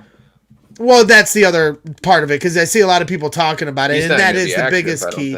So I would assume, I'm just saying, if it continues to be a shit show on Monday night, all right, then when we come out of the bye, all bets are off. Whoever plays best can be out there, because I'd be just trying to, win games at that point. For me as a fan, I'm one of those that, either make the playoffs or lose out. I understand the Bears as players and coaches, they're not thinking that way. They're going to try to win every week. My biggest fear is that this team goes 8-8, and that's what they're going to do. The Caskies decide that, we had a coach of the year a couple of years ago. We are 8-8. We're going to let them play out their contract. That's my biggest fear, because if they're 8-8 after starting the way that they did, they should be canned. Both of them should be canned. That's how I feel, but I just highly doubt it's going to happen. So let me COVID situation too, which makes it hard. We don't know how they're going to be able to get into the building. Obviously, they weren't able to do that as usual this year. So are they going to want to turn over everybody when they can't really get in and do the things they normally do with a whole new coaching staff? I don't want that to be an excuse. I understand it's an excuse. And it's valid. Management. No, totally. And I've thought about that too. I would hate for them to say, it was a tough season with this, that, and the other. But there's so many personnel decisions that have nothing to do with COVID that were made that are unforgivable, especially ones that happened prior to the season that had nothing to do with it. So I would hate for them to use COVID as an excuse to give them. Our guy Bear Truth 9 has his steps to how he's going to fix the Bears, and he put step 1 is a real offensive coordinator. So I don't know. Keeping Matt Nagy, right? Yeah, I don't know. I don't know. Step 2. He's cutting our tackles, which will apparently save $11 million. So bye-bye to Massey and Leno, according to Bear Truth 9. Step 3, put money into a solid left tackle, so he's not going to try to draft one. Free agent? He's going to pick up a free agent. Step 4, get a first or second to get a right tackle. Use your first or second pick to get a right tackle. So these are the steps, my representation, Bear Truth 9, to fix the Chicago Bears. In step 5, LOL, pick an offensive tackle or a guard in the later round. So these are the moves that are going to get it fixed. So according to Bear Truth 9, just all offensive line in the offseason. And I think a lot of Bears fans can. I think a lot of Bears fans can sign off on all offensive line in the offseason. And we're also seeing a lot of people, agreeing with you, Jake, in the chat. Weird. What do you think about that? Yeah, because even Chubbs agreed with you in the chat. So it is scary. I'm sick of this crap. Hey, you know what? I'm 35 years old. I'm sick of watching crap football. If you're gonna make terrible decisions and you're gonna put a suck ass coach out for me, then fire their asses, because I can move on and see something different next year and be a lot more happy. How about them Bears? Cut me off. I'm sorry. I thought it was the end. I was trying to hit your punchline when you were like the suck ass Bears. And then it was gonna be like, how about them Bears? I'm sorry. Well, I'll take Trubisky as the backup in Kansas City any day of the week. I'll just say that right now. I bet I would put money on it that Trubisky goes to the Patriots and he plays well. Somebody in the chat said that. It might have been Chubbs. I think it was Chubbs that said he thought that he would go to the Patriots or the Colts and do very well. Yeah, I think that's honestly and this is a very random thought, but if there was a new GM and there was a new head coach and they thought they could get more out of Mitch, I wouldn't be opposed to them saying, Mitch, take a 1-year deal with us. Are you interested? Not saying that would happen, but I do think I was last year, and Greg and I talked about this a lot. I thought Nagy did Mitch zero favors last year with the way that he called the offense for him. Nagy is so damn stubborn, and he does not want to call an offense for the weapons that he has and the people that he has. I think he did a better job with that in 2018. And then he decides, well, now that 1 year has gone by, I want my offense implemented. Be damned what my personnel is. And it was a failure. And this year he's doing the same crap. So that's not good coaching. It doesn't even seem like, to be honest with you, it's even the same brain from 2018 running the show. It doesn't even seem like it's the same person. Well, to me, if you break down the chronological order of how this all went down, when he first came in, he didn't fully implement his system. They still had somewhat of a power running game because they still had Jordan Howard. So it was like a mixture. And they also had the fortune of a defense that was creating turnovers at a rapid pace. So all of that combined was able to give them good field position, give them early leads, and that was able to give Matt Nagy and Mitch Trubisky more aggressive play calling. Now all their play calling is scared now, like Jake said. As soon as they got stuffed on 4th down in this game, they went back to the scared play calling. And to me, it's just because of the offensive line, because as soon as the second year started, they had a shit show across the front. They moving parts all year long. It took 5 weeks to get Kyle Long out of there. Then it took 10 weeks to switch Cody Whitehair and James Daniels, back to where they probably should be. Then you get into this year, they don't, make any real upgrades. It's just plug and play guys. And then you have injuries. You don't, to me, that's where it all fell apart.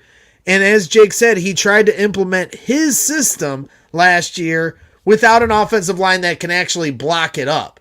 And Mitch can't really read the system he wants to run, so then they bring Foles in, but lo and behold, Foles doesn't have time to run the plays that Matt Nagy wants to run because the offensive line can't block it up. So it's an impossible, equation as far as for me as a fan to figure out. And I know for some it's much simpler. And I'm just sitting here like holding my breath because I don't know what to hope for, what to want anymore. 2 years ago, I thought we had ourselves a team for 8 years that was going to keep us happy. And now I'm almost ready to hit the reset button. This is a big pivotal moment for me this Monday night as a fan for this entire direction of this organization. You wouldn't find a bigger Matt Nagy, Ryan Pace, Mitchell Trubisky fan than I 2 years ago. Now, it almost would be easier to hit the reset button, but I will give them Ryan money. Pace needs to get fired.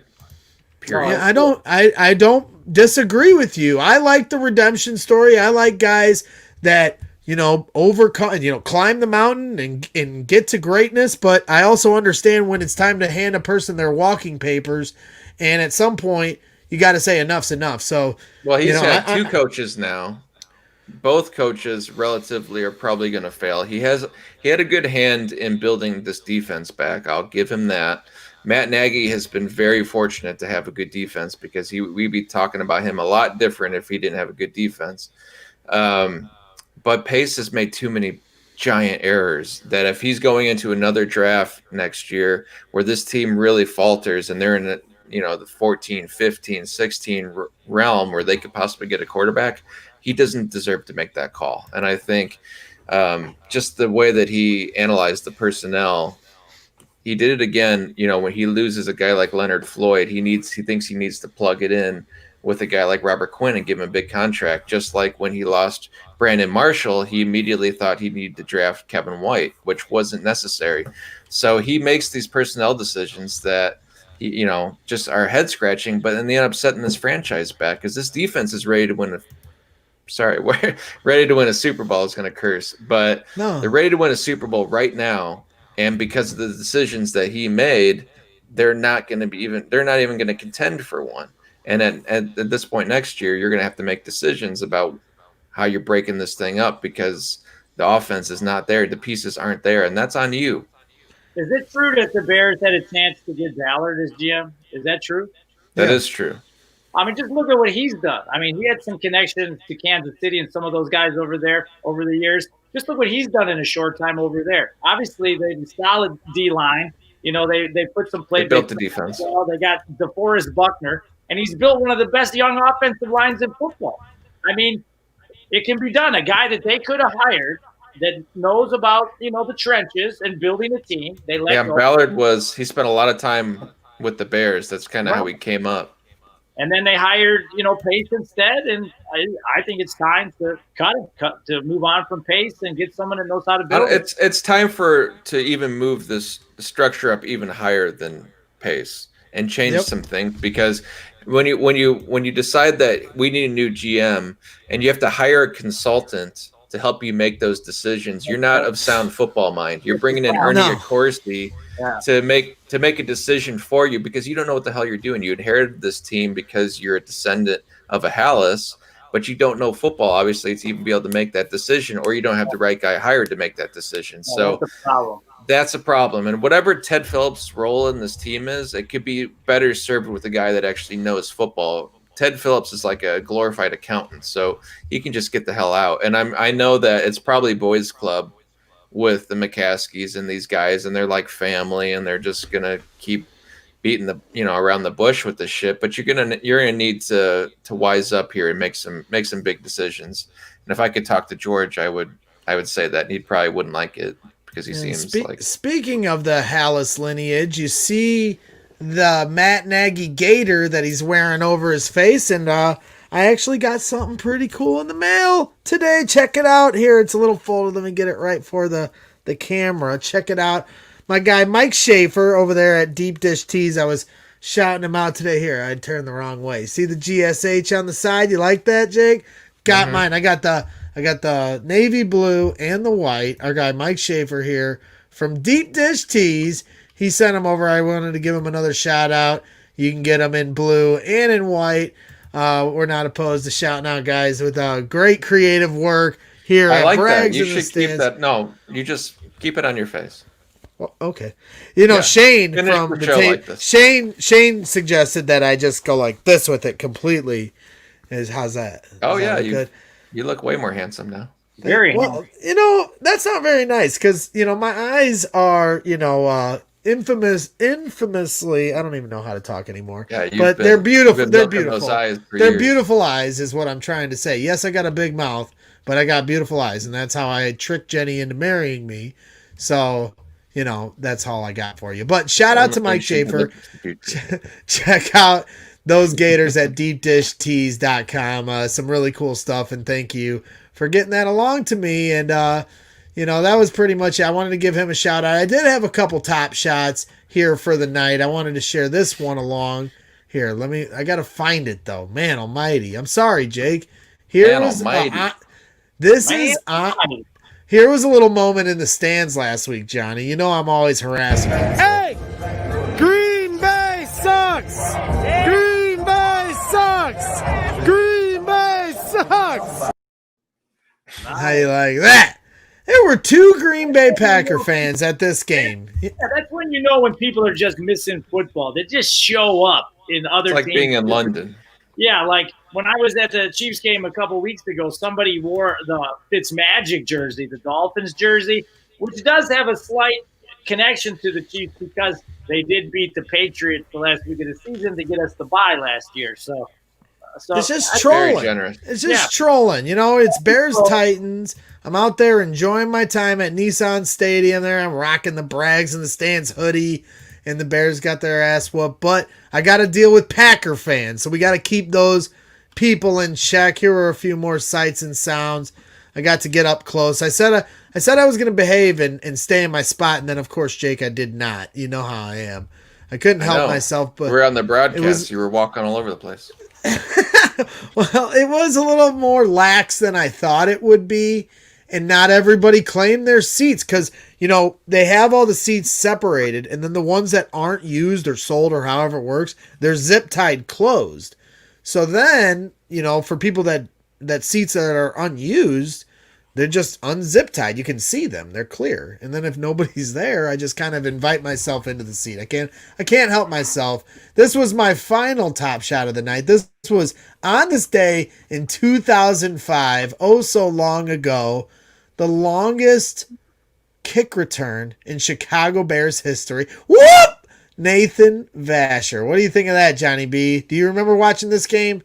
I do remember watching this game. And check out Brian Urlacher hit look at the accelerator. The orange blur. Brian Urlacher running past Nathan Vasher there. That's a linebacker, ladies and gentlemen. Oh my goodness. And then you got Peanut Tillman. Johnny gets to enjoy Dave Tobe still, so that's nice for him. We had a 103-yard kickoff return a couple weeks ago in the snow. Dave Tobe, man, he's a great coach. I once told him at training camp that I'd get him a head coaching gig. I never held up to my end of the bargain on that. Well, maybe the Bears hired Dave Tobe. If we're not going to have an offensive-minded coach who's going to run the offense, you hire Dave Tobe. He's got connections. Bring him on. Let him run the troops. Next John Harbaugh, right? Yeah, it worked for John Harbaugh. Why couldn't it work for the Bears? Let's totally gamble and just go to special teams coach right after that. Yeah, let's go right off the bat. Yeah. Well, I'll tell you what, Mayor Greg, if there's too many Packers fans in SoCal, let me know. I'll come out there and we can rough them up for you. There's Packers fans everywhere. Sorry, William Deacon. He just said he just joined. He wanted to know our take on Nagy giving up the play calling. We spent a long bit covering it. You're welcome to go back and listen. We had Matt Michalski from the Chicago Bears Tailgating Club on, but to give you a little tidbit, we're interested, but I don't think anybody's got any huge aspirations for Monday. Although Johnny and I both have the Bears losing, and Jake has the Bears winning. Take that for what it's worth. So Bears are going to win. Bears are going to win, according to Jake. But he said that last week, and he was wrong. So, but I feel more confident this week. Listen here, Snake. Kirk Cousins. Kirk Cousins is you garbage. listen. While I'm out there covering the Bears All right, last Sunday, click the thing if you're gonna. No, I will not. While I'm out there covering the Bears, because Johnny was complaining about you earlier, because you guys are in a fantasy matchup in our league, the last second league. Was I complaining? You were complaining because he doesn't have to face Mahomes, which is not fair. And I agree with you, Johnny. I don't think this is fair. You know how I'm, bitter rivals with my guy. I'm still going to probably lose based on what Jonathan Taylor did for me last night. That was a ridiculous play on my part. So good. I'm glad because last week he's made. The Bears are killing the Vikings, right? And then I have Jefferson that scores all these points at the end because they're trying to catch up. And then I beat Jake. That'd be disappointing. I hope.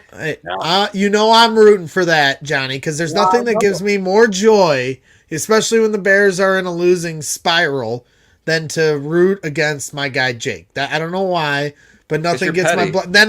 Then I can go into the group chat. Oh, I'm petty. You're petty. Then I can go, I'm petty. Johnny, who's petty here? Because I'm out there having fun, enjoying my life in the stands, my first game in the stands last week, and my loyal partner in crime here at Brags in the Stands is telling someone in our league to set his roster so he can beat me in our fantasy matchup. Yeah, because I think it's... Or is that not a chump move, Johnny? I'm asking Johnny here. If you're playing a fantasy league, you need to set your lineup regardless. That's ridiculous. I don't care. Johnny, do you think what Jake did was a snake move? I don't fully understand what you guys are talking about. Why is what I'm talking? Let me explain it because Greg is belligerent when he talks. I'm not belligerent. I said there was a guy. The guy he was playing didn't set his line. He just left two guys on bye into his starting lineup, and I sent a text, a group text, and I said, what are you just going to give Greg wins? You're not even going to set your lineup this week? And then he goes, oh, my bad. I'm in 20 leagues, blah, blah, blah. So I just... Here's what I'll say about that. Jake's in first place. You've been talking all sorts of trash about being the king and all this stuff for a while now. He's not going to let some guy leave a couple guys on the bye. So who's petty? So who's petty? He's calling me petty. He's calling me petty, but then he's going out snitching and telling Joey to set his roster. Well, if Johnny's playing me this week, and if he didn't take Mahomes out of his, I would have. I might send him a private text. You go and do it on the group because you know it'll piss me off. And I'm out there trying to enjoy. And then I ended up winning. Then I won talk about anyway. That for a second, because when I try to make trades, and all your little buddies send you private messages and say, "Look what Jake sent me for a trade," and then you guys talk about it. You're all little bitches. Just shut up. Well, that's because you send snake offers, Jake. We can't help this. I've sent tons of offers this year. I didn't do that. I just want to not be included with whatever they're doing. You didn't send me a trade offer, and I don't trade. I'd ride or die with my squad. I've sent offers out this year that if people would have accepted them, I would have been screwed. So I'm not just, I was trying to send out trades. I don't just send out like, hey, here's a crap player for a good player. I don't do that crap. But people don't want to trade. People don't like trading. And then Greg talks all this shit, so nobody wants to trade with me anyway. Listen,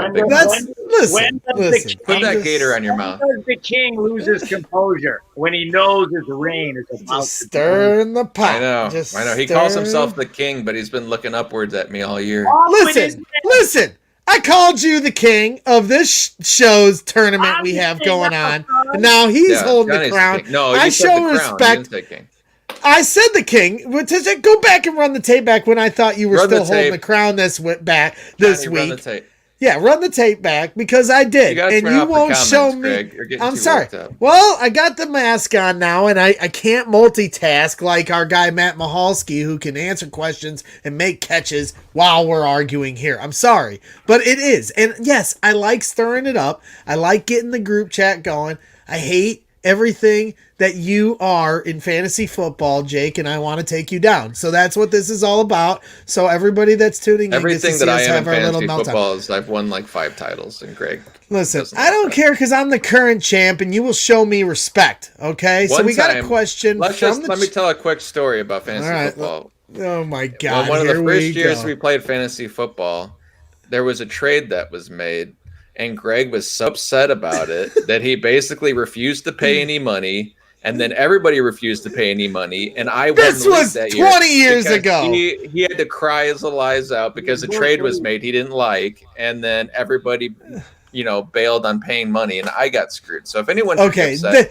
should be me, not you. I love how he is going. Look at this. He says I'm petty, and he's bringing up an argument that literally we litigated through for a whole year, 15 years ago, and Pete was the reason that all fell apart because he wanted to freaking bulldoze the league by giving up players and being stupid, and we don't need to rehash this.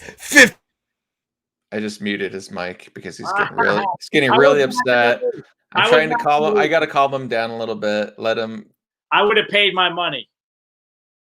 You should pay your money. I would have paid my money if I was in that league.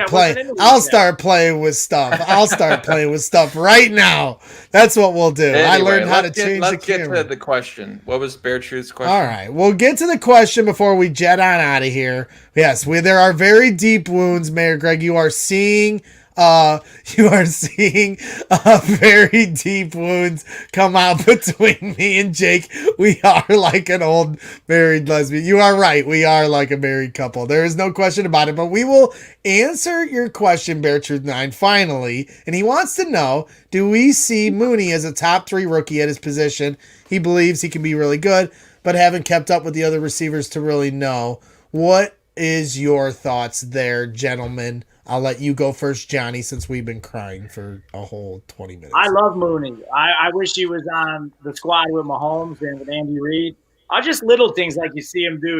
He's got nice twitch to him. He's got his route running is going to get better and better. Obviously, his burst is incredible. Even a couple times when some of those passes were not that great floating through the air, he did a great job of becoming a DB and knocking a couple of those down that probably should have been picked off. So I think he's got all the intangibles. He definitely reminds me a lot of Mecole Hardman in a lot of ways, but maybe even a little bit more physical. I don't know. I think he has the potential to be a star. I really do. I think so too. Maybe Bill Lazor can get him the ball, force him the ball because he can do something with it. I know you got a couple guys like Judy, you got Riggs, you got T. Higgins is a really big. I think he's a rookie. T. Higgins is a rookie for the Bengals, and he's playing really good football. So there are a few guys that are really showing out in their rookie year. But if Lazor can get him the damn ball, I mean, if they would force feed him a bit more, he might be up in those numbers right now, but he's just not getting the opportunities. Quick slants, tap passes, whatever. End of rounds, just give him the damn ball. Get the ball in his hand, see what happens. I'd go to definitely some quick slants, soften it up in the middle a little bit, and then try to go deep. Try to go deep and pray to God that he has enough time to throw the ball. Yeah, Jefferson's been our guy Greg in the chat, and Claypool has been unreal. Looks very Larry Fitzgerald-esque. I just think Mooney's value where they got him because, I know a lot of people were very high on KJ Hamler from Penn State being the pick at 43, and then the Bears took Cole Kmet, and now everybody wishes they took a left tackle.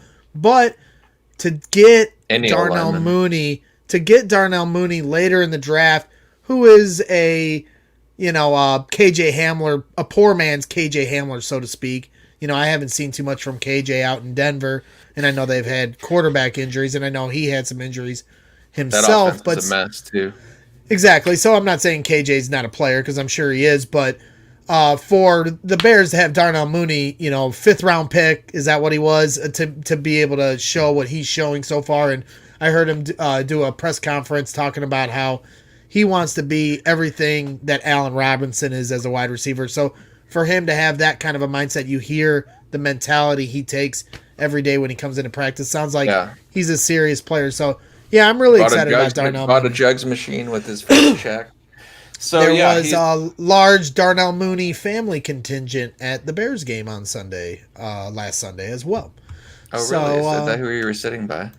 No, I was not. I was all over the place. I sat by many of people. I walked in with Darnell Mooney's a couple of Darnell Movies family members, but I'm not sure who they were. But no, I was not sitting by them. In case you were figured wondering, Anthony Miller's family would be there because they're from Memphis. I did not and see they Anthony travel. Miller's uncle. I bet you he was there. I've met some of his family members a few times at training camp, and his uncle Andre's a really nice guy. But I didn't get a sense of whether or not they were there or not. But I'm sure there was more than a few, and I know Brent Urban's wife, Kate Urban, was there. I was hoping to run into her, but we got to all stay socially distanced, so I wasn't really looking for anybody. But I think that about wraps things up.